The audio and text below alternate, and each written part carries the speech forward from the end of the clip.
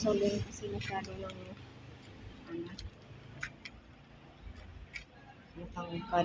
Kaya ayan. Diba? Tapos ito. Yung herbal na iniinom. Yung ano, tawag nito? Blue ternate.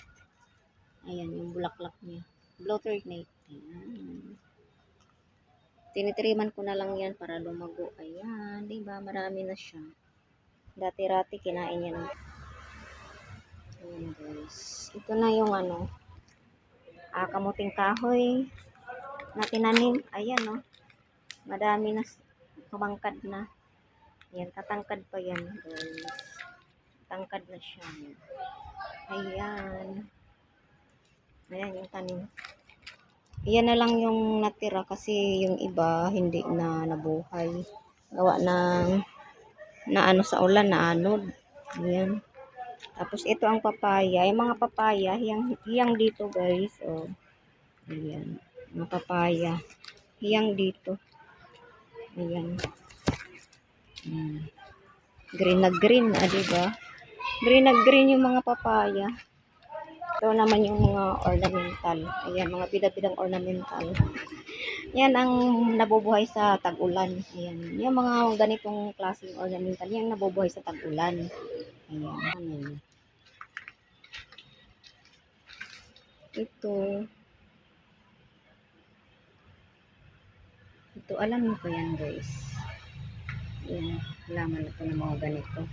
Pinadami ko yan, ayan. Ayan, diba? Ito na. Dati kinakain niya ng kuhol, ngayon pagandahin ko na naman. Ayan, yung ano, Everrich ba to? Everrich. Ayan yung ganyan, Everrich. Everrich.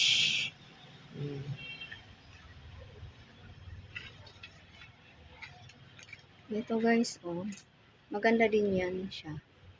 Maganda na halaman yan. Maganda siyang padamihin. Ayan. Ito siya, maganda to kapag namulaklak. Ayan, diba?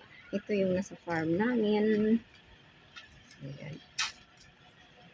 Ayan. Halo-halo. Merong kamatis. Ayan ang kamatis. Ayan, kamatis yan dyan. Straight kamatis doon. Ayan.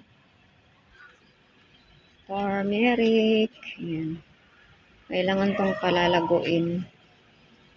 Ayan, yung mga turmeric dito. Matangkad na siyang turmeric.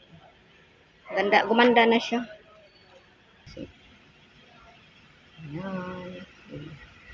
Kalamansi, maliit lang guys. Ayan. Yung kakao. Ayan. Ayan lang nabuhay.